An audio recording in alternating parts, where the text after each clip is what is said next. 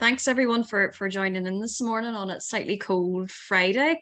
It's lovely to see we've got double digits, which is great. So yes, so as Ronan said, my name's Rachel and I work for Groundwork Northern Ireland.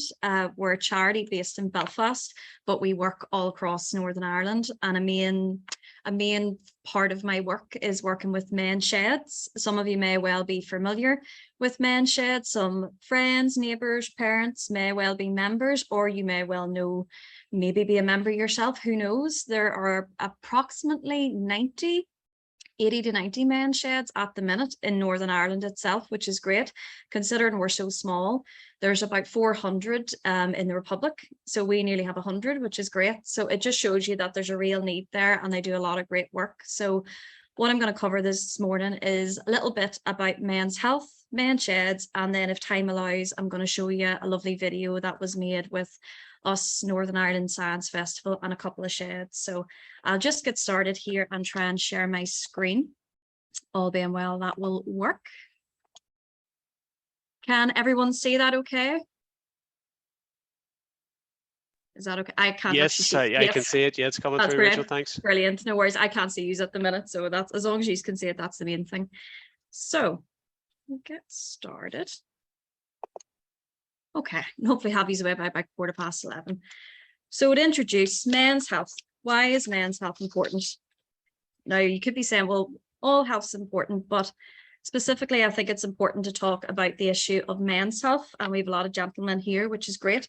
And just to preface, I am generalizing. You could all be absolutely 100% brilliant in terms of talking to your GP, your doctor, other people about your health. But in general, the studies tell us that men maybe are not as good as being open or presenting themselves for issues. So just know that I am generalizing here. So men's health. So it's often a topic that is brushed under the carpet or brushed to the side. And there is a disparity between men's health and women's health concerning their physical and their mental health. And some studies describe the difference as extreme. And so we'll go chat a little bit about why there is these differences and how hopefully we can address these through really the men's sheds model. So according to a number of studies which were done in both the UK and the USA as well, there is a stark difference between the life expectancy between men and women.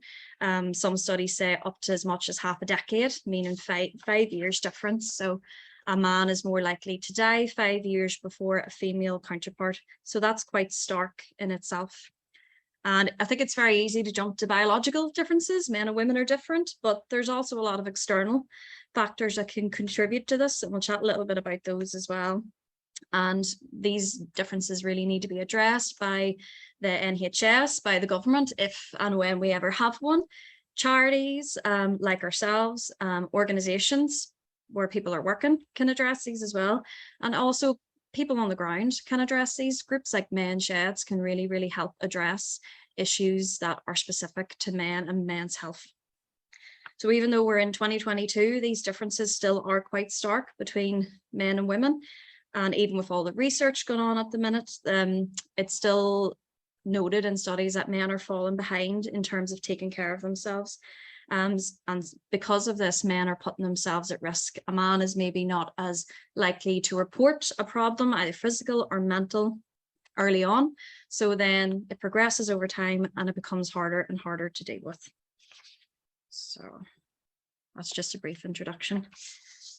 So these are some issues that have come up in a lot of studies impacting men's health in the UK and specifically Northern Ireland as well. We'll probably all recognise these things, maybe to do with ourselves or to do with someone that we know.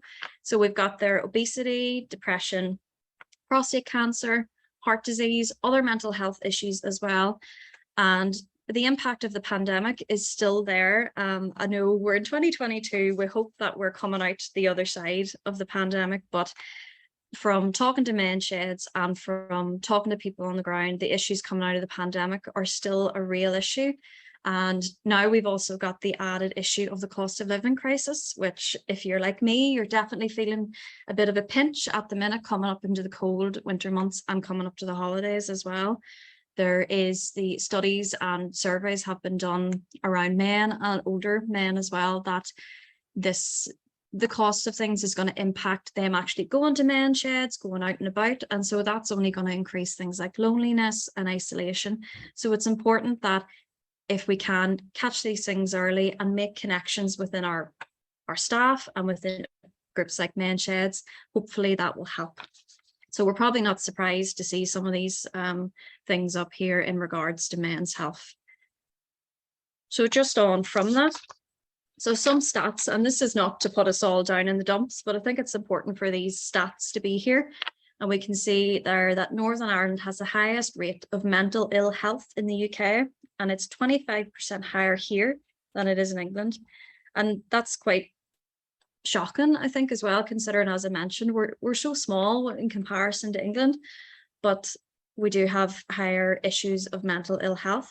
And I suppose one of the things that attributed to that is we can't forget the legacy of the Troubles.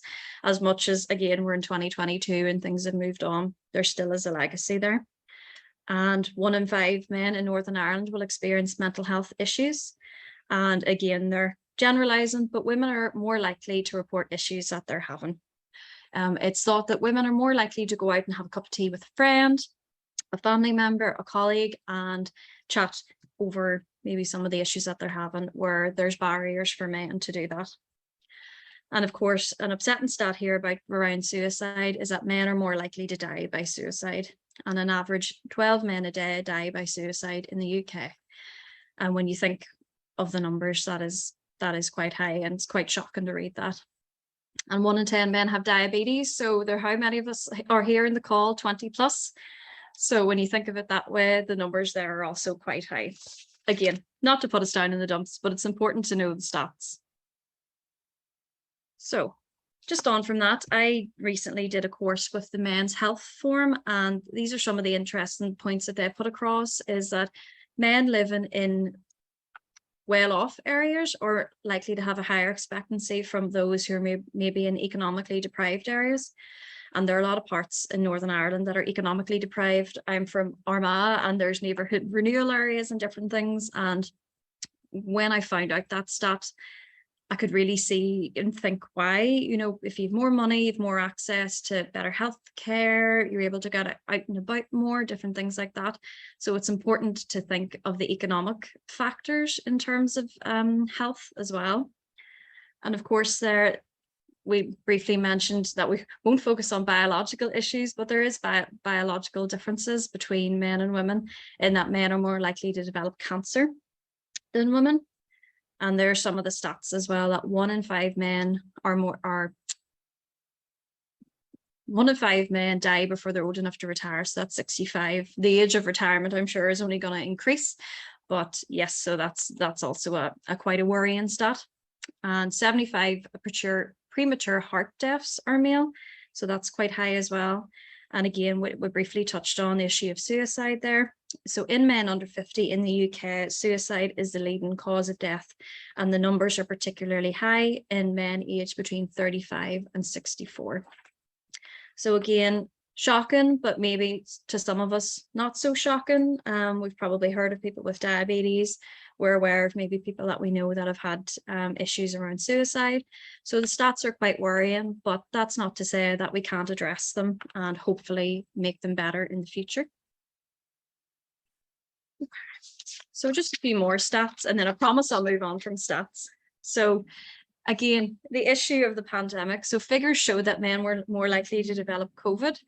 And from speaking to people and from experts, the reason for this seemed to be that men were a bit more reckless. And we can see that there below, that men are more likely to engage in things that may impact their health. But there was also the issue of men were out and about working, maybe more somewhat than women, weren't going for their vaccines, were doing shift work, were labourers, couldn't maybe take the time off to get the vaccine if they thought they would become unwell after they got the vaccine. They didn't want to have to take that time off work. Would they be compensated for being off for sick time? There was all of these different factors as well. Not just that men are reckless, there definitely was a lot of issues that came up around the pandemic. And again, the biological issue we mentioned there, that men are more likely to develop cancer. And it's thought that it's because men are not projected by estrogen, which women have, and are more susceptible to things like heart disease. And again, they're just the stats on suicide. So I'm going to move on from these stats, and we're going to use the chat function if everyone is happy enough.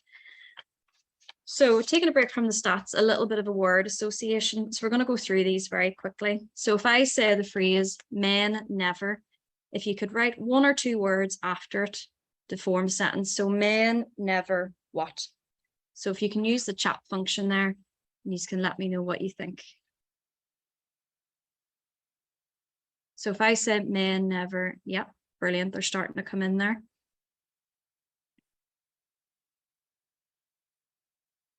Brilliant. Okay, so just go a few of these. So we've got hug there. Yep, definitely. Open up, cry, talk about their mental health, start the difficult conversation. Yep, that's a good point. Talk about how they feel, go to the doctor. Yes, talk about their mental health, admit defeat. Admit defeat, that's a good one as well. So yes, so men never, and we can see there are all of these different points. Discuss financial issues. Yep, that's a good point. Hug each other. Yeah. Okay, so we'll move on to the next one then. So if we say men always what? What do you think? What comes to mind?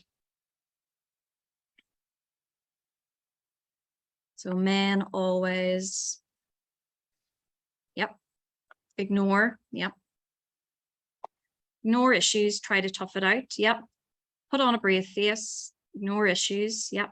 Keep things to themselves, hide their feelings, feel that they have to be strong, yep. Okay, so the next one, all men are.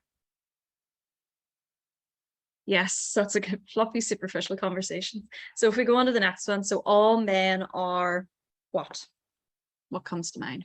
Proud, yep. Equal, brilliant, Brandon, yep. Equal. Able to change, yep. Different, unique. Invincible, yes. Absolutely. Brilliant, that's lovely. So if we think about men, their attitude to health is what? So if I say men's attitude to health is lackluster, yep. Yes, that the thought that it won't happen to me, it'll happen to somebody else, blasé, yep. Not at the top of the agenda, not taken seriously. Sure, it'll be all right. Not my problem, complacent. It's just a scratch. Yes, ignore it. Yep. And then the last one, I think it's interesting to think about, where are the sources of these messages that men never talk? Men are always strong. Where do we get these messages from? Is it from a specific place, specific people? Yeah. Oh, brilliant. These are firing. Yep, from fathers, from the media, from their childhood, inherited, yep, down through the family, from people's parents, from their fathers, society, yep, movies, that's a good point as well. Society, be brave, yep, ourselves, yep, we'll put that pressure on yourselves as well. Social media, peers, social role models, yeah, football, that's a good point. So overall, you probably agree those messages are negative, but what was lovely there actually when we said that all men are, things came up like strong as well, different, unique. So although we can see here just from this little small example, the amount of pressure that men are under, putting themselves under, from society, from their peers, from media, role models, football, things like that. So the odds in a way are stacked against them. So I think it's really, really important to have these conversations from charities and in your workplace. So it's really, really brilliant actually that these are here this morning. So we'll move on for that. And thank you for taking part in that. That was brilliant. So we've probably all heard this phrase before. Problematic phrase, man up. And I'm sure some of us have been subjected to it in a similar way. And we covered it a little bit there about how traditional roles are placed on men and passed down through the generations. And something I've heard working with men shed, so particularly older men, is the idea of you have to put up and shut up. You just have to deal with it, brush it off and move on. But then the issues build up. And studies show that men who feel they cannot express themselves are dealing with increased distress, their poor mental health, and then struggle to recognize when they need help because they've been told you're fine, you don't need help. So when they actually really need to reach out, the chances of people reaching out then are a lot slimmer. So it's important that we try and break down this stereotype that manning up, you have to man up. We all have issues, and it's important to talk about them and deal with them if we can at the time, and be open, which is why things like men's sheds are so important. Rachel, it's Ronan. Sorry, just to interrupt. There seems to be a slight issue with some of the slides there. Is the title covered on that slide? It's can I move that up? Is that better? Yes, that's better for see that me. now? Is that everyone else can see that okay a little better? Sorry, that's just coming through in the chat function. Oh, that's brilliant. Great stuff. That seems to work now. Thank you. Thank you so much. That's the thing, when I can't see, you can be my eyes. Thank you so much. Okay, so moving on from Man Up, I thought it was interesting to talk a little bit about our mental health at work, because we're all working, and we're all working very hard at the minute. I think we can probably all appreciate that the work-life balance is maybe not optimal at times. But when we look at that stat, we spend 33% of our lives at work. And when you factor in how much of your time you spend sleeping and other things, it's a good chunk of your life. And it's been reported from studies that have been done that depression and anxiety account for over half of all working days that are lost due to ill health. So people taking time off because of stress, which could be work related, could be home related, depression and anxiety. So that is eaten into a chunk of people have been able to come into work. And what's interesting as well is the level of presenteeism. So people come into sick when they're not unwell, and we've all done it. And also leaveism, people using their holidays, their annual leave, to take time off because they don't want to ring in sick and say I'm sick. And this is only going to exacerbate, I think. And again, it comes back to that idea of put up and shut up. Men maybe don't want to tell people that they're sick or even admit that they're sick. So it's affecting the staff members in the long term, but it also affects the place that they're working in. So it's important to have places and spaces within your work where you can talk to a colleague, you could maybe talk to a line manager.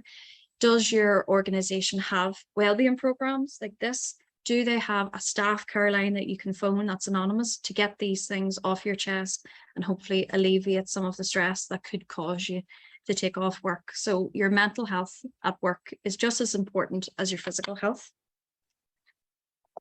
So we've talked there a lot about men's health, touching on the men's shed concept. So some of us may well be familiar with men's sheds in your local area. And I have to say they're an absolute privilege to work with. The fact that we get to work with men's sheds is a privilege. We're not doing them a favor, they're doing us a favor. So men's shed, the concept originally comes from Australia, with the idea that men's sheds were set up across Australia as social outlets for men, where men can find information about mental health, physical health, take part in health courses. I have delivered dementia awareness training in sheds, for example, and then found out a couple of weeks later that the men then presented themselves to a doctor and were able to get a diagnosis. So there's things like that that really, really make a difference. And the men set them up themselves. They come from the ground up, which is what's important.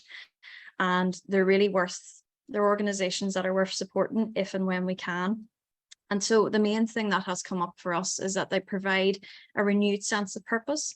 If someone is maybe not getting what they need from their workplace, from their family life, if they've retired or if they've had to take early retirement because of a health issue, having the men's shed to go to where you can give back to your community, give back to other men, and maybe teach someone else a skill, woodworking, arts, crafts, a language, really provides a new lease of life for men. And you don't necessarily have to be an older man. A lot of men's sheds across Northern Ireland, as long as you're over 16. And I think we're all over 16 here. You can be a member, and they're just wonderful, wonderful places. As you can probably tell, I could talk about them for an hour and a half.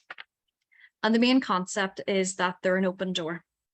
So in Armagh men's shed, for example, where I worked for a little while, it was on an alleyway, and men used to walk up and down that alleyway, and it maybe took them 5 or 6 times before they would build up the courage to come in. So what happened was a member would go out with a cup of tea and say, come on in, come on in.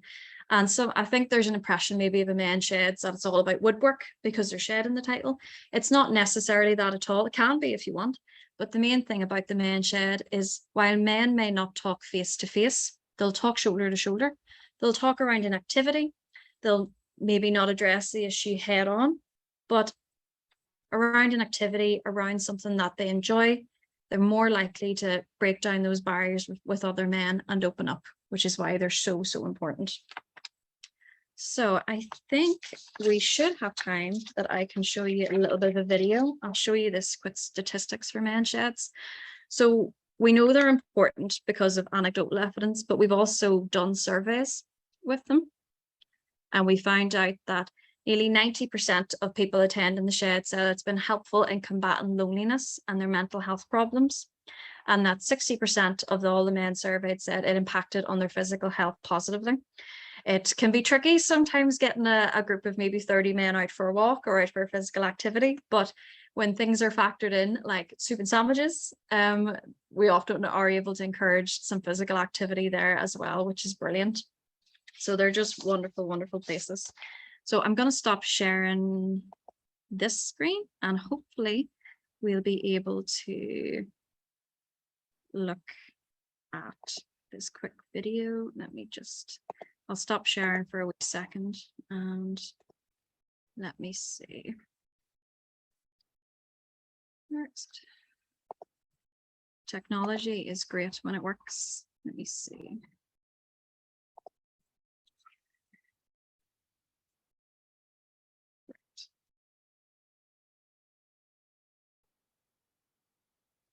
Here we go. Now, hopefully, can we all see that YouTube video okay? Yes, it's coming through now. Brilliant. I'm going to hit play. So if there's any issues with the audio, just let me know. Stress-free and a sense of achievement. I'm proud of what you've just made out of a piece of wood.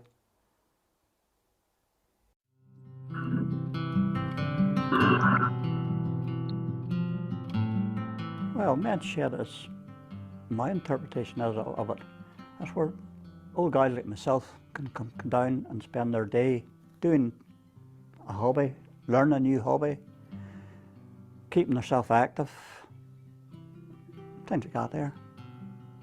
Life's strange. I would never have joined anything like this before. But I thought it's going to be something like, you know, like a girls thing, you know, bingo and knitting and things like that. But the first time I come into here, it felt right. You know, I just felt part of it straight away. Would you like a cup of tea? Yes, I'd love a cup of tea. Then that was it. From that on, it was brilliant. You've got some sheds like this one here, where I would keep going to, or trying to do wood turning. Some of our sheds would be into metalwork, or other sheds could be into upholstery, or some sheds could be into photography, artwork. It's endless, the list, what you can do.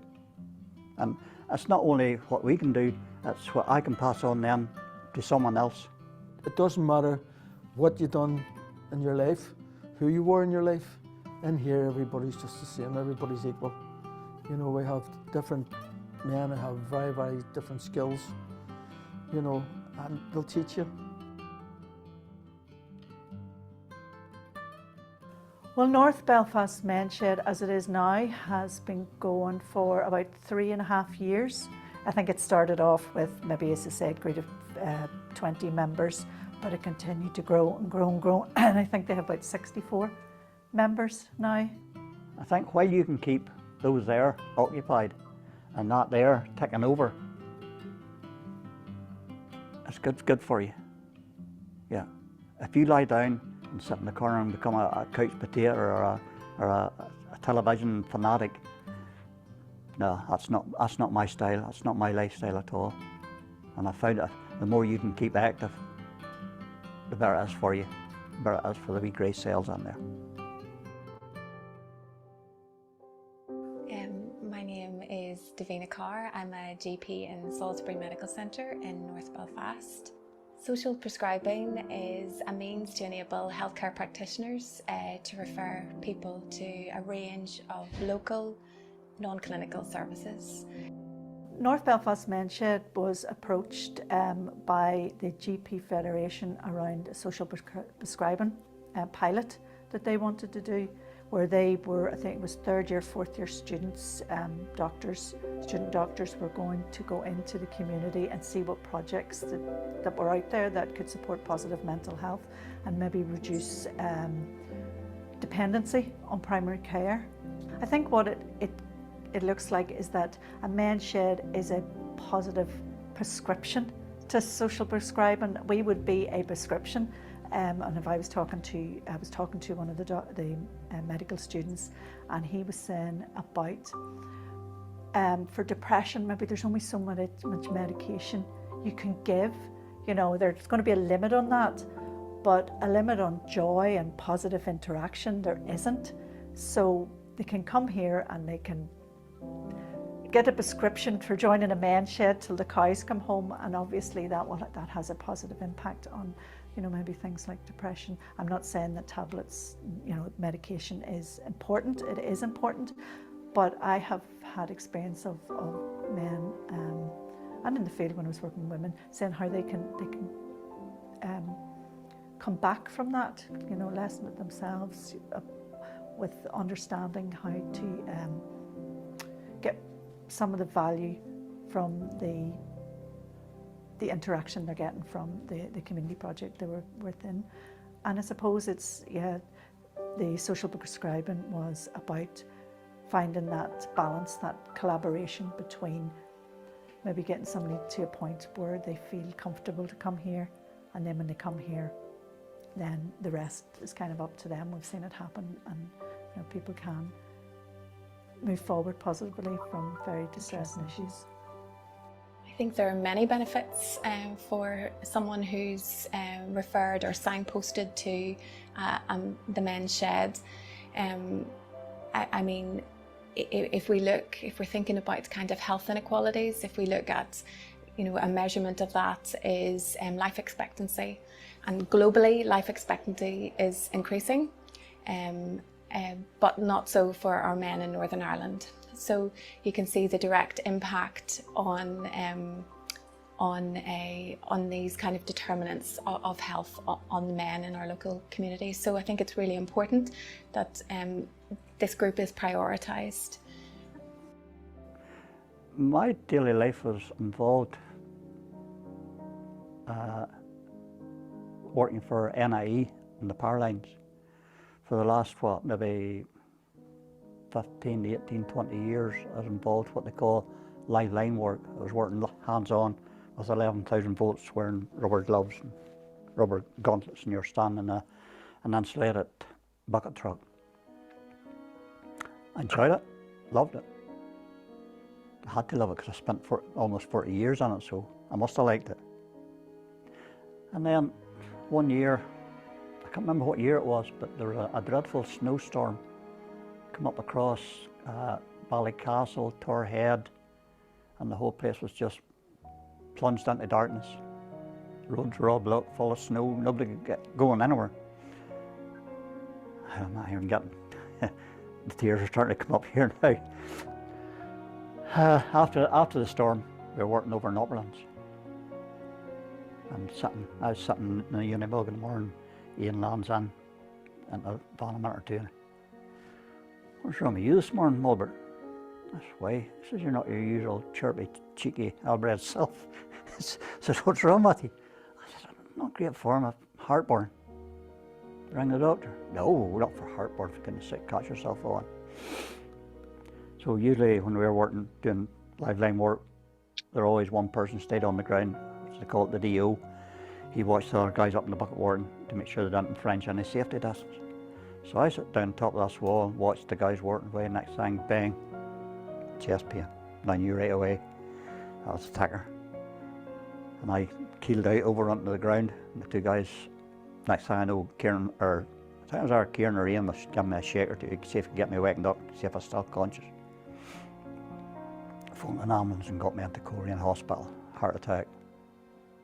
5 or 6 days later up to the Royal in Belfast and got a couple of stents into the heart. And as I say, that was what, I'm retired now.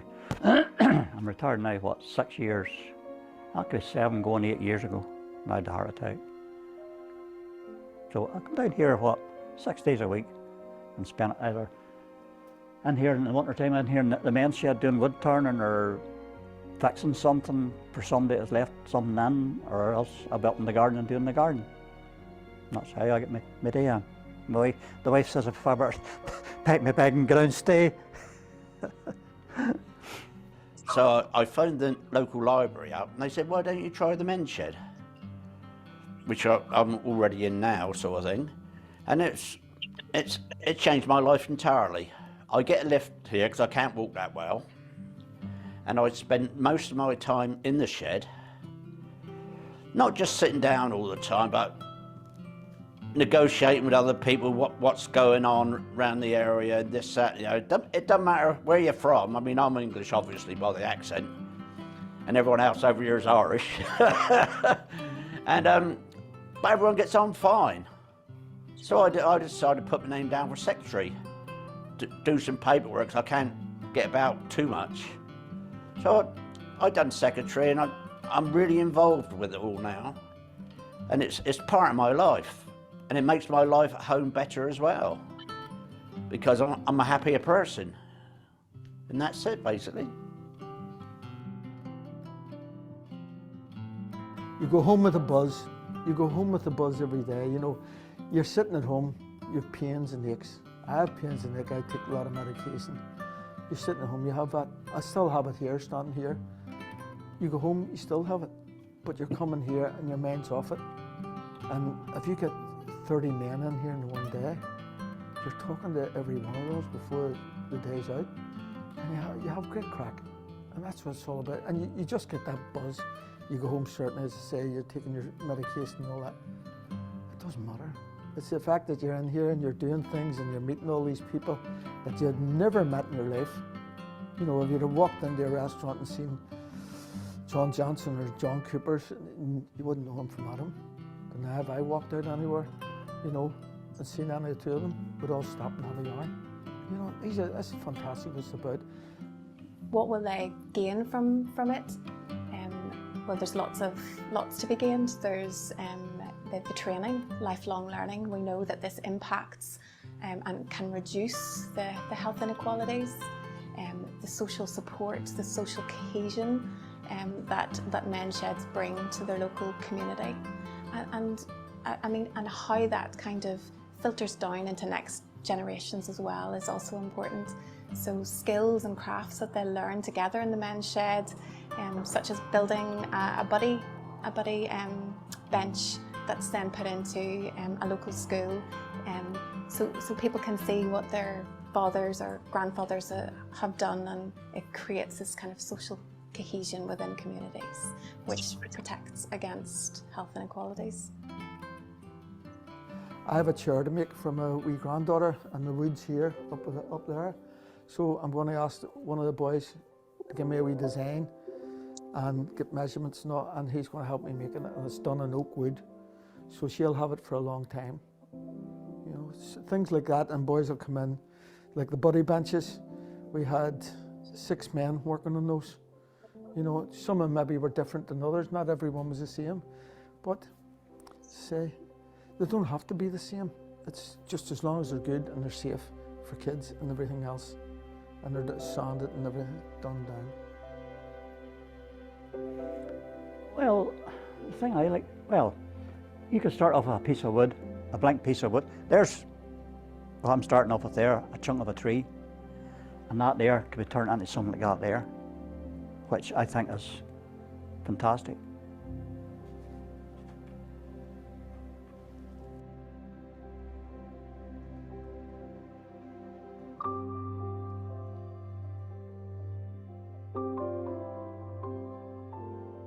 I think it's vital that projects like the Men's Shed are adequately funded and are funded in a way that makes them sustainable and can enable them to future plan. And I think that's vital because up to 20% of all primary care contacts. So 1 in 5 of my consultations with people in this local community are due to an unmet social, economic or cultural need. So it is vital that we are able to signpost people who we meet in our day-to-day work as GPs to these valuable resources, because lots of the things that are impacting people that I see, their health and well-being, I'm not going to be able to help that with a prescription or with a surgical procedure. It is by addressing these kind of social needs, that's how we're going to improve the health. So it is absolutely vital. It's been recognised by NHS Forward Planning and GP Forward View as one of the top 10 high impact strategies for delivering a sustainable health service. So it is absolutely vital that these services receive adequate funding and support, and that we as GPs know about them and can be advocates for these services and can collaborate as we're doing so in a pilot such as this. The men, they like to get involved in community projects, so they have been getting involved with buddy benches for schools. Also, the men themselves pay their own dues, as they call it. They don't want something for nothing. You know, they want to give back. For instance, there's travel within the project. The men would constantly say, no, I'll get the bus, I'll get a lift, I'll walk. You put that money back in. They like to, to generate that. That gives them their own value. They don't want to come through the door into a service where they believe somebody is fixing them. They want to come in and feel that they are putting something back, that the whole point they're coming is because they have a value to bring to that project, and they can support that project themselves. They're not in need of help. They can be helpers as well. And that sort of, again, that impacts on their positive mental health and their positive outlook. If they can change their behaviour from maybe sitting at home isolated and come somewhere like this and feel valued, then that obviously has a positive impact on how they feel about coming here. Really, at the moment, we're looking for new premises that don't cost as much, because our funding ends this year. So then we have to start paying for things ourselves. We have got some money together over the last lot of years, but we couldn't pay in here what it costs. No, it's just commercial, it's you see. Far private. too much. Yeah. So there's a lot of land about. We're looking at a couple of premises. Well, we've looked at one, but we can't get in to see it properly. And we have a big manse of a church. Yes. It's not being used. And one of the ministers, a lady, and she said she would love it if we went up and used it. So we can take care of the premises. Yeah. We can pay a bit towards it. Yeah. And we're a bonus, basically, rather than it being, Yeah, we can go in and secure it and everything else. I know I don't mind if we take a wall out here or put a wall in there just to make a room a bit bigger, just a room this size for a workshop, and then other rooms there's upstairs in it. So maybe difficult for some of the men that can't with their mobility. But it's basically a time factor now between the time our grant runs out and the time we'll have to get new premises. Yeah. So we're really talking about a short time scale. We're trying our best at the moment, but you know what it's like, especially with the COVID. That's not helping us at all anyway.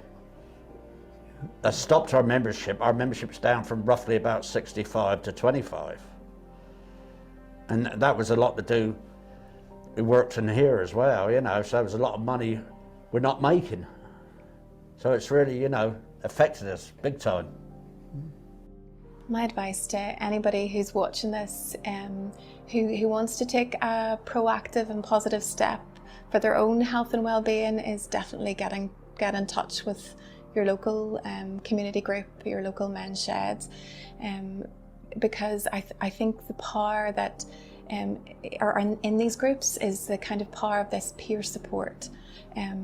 I think someone who has had a similar life experience to you, who's had a transformational experience with the support or with the training that they've received in the men's shed, I think that's very powerful. I think there will be a warm welcome, and I think there's only positives to be gained from at least approaching it. You never know who you're going to meet, or what our person, what their skills are, or what their hobby is. It's endless. The men's shed, it's not only a place where we meet other people, we meet other groups, as in musical groups. I mean, I was involved with a musical group there. We done Oklahoma, and I was one of the cowboys. I'm no good at these sort of things. I was one of the cowboys that stands at the back going like that. But I was so proud. And it's good for you, make you feel good. Definitely makes you feel good. And I do singing as well. Can't sing, but that doesn't matter. You're part of something. And when you're in the men's shed, you can be part of other things as well. It doesn't matter about your medical problems, this, that, and the other. You just carry on. You do what you've never done before. You're part of a group. And that's the best part about it. You're not on your own. I'll just stop sharing there. I know that was a long video, but I hope that sort of gets across the benefits of men's sheds and how they help address some of the issues there that we had chatted about earlier. But we're coming up to 15:15, so I just want to give people the opportunity, if they have any questions or any thoughts, I'll do my best to answer them. I can see some of them coming through. And if anything I can't tell you today, I will certainly send the information on to Ronan. So yes, I can certainly circulate a list of men's sheds. That's brilliant. Yes, I will do that. There's almost 90, so I'd like to think that there would definitely be one to suit you. That's great. Okay. And what I'll do as well, I'll put my contact details in the chat. So if anybody wants to reach out or the specific opening hours to specific locations, yes, Martin, there can be. Now, I would say about 80% of the sheds will open sort of during the day. Some do open in the evening. So it will depend on each shed, but that's something that we can find out together.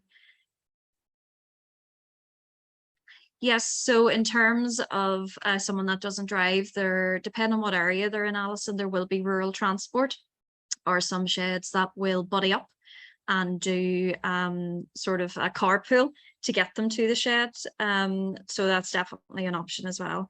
Is there an attendance charge? It's a shed by shed basis. So I know certainly the sheds that I work closely with, they might ask for, 50 to 80p a day for tea and coffee. You throw it into a tin. Some sheds maybe will charge a £5 or a £10 a month, but typically those charges are optional.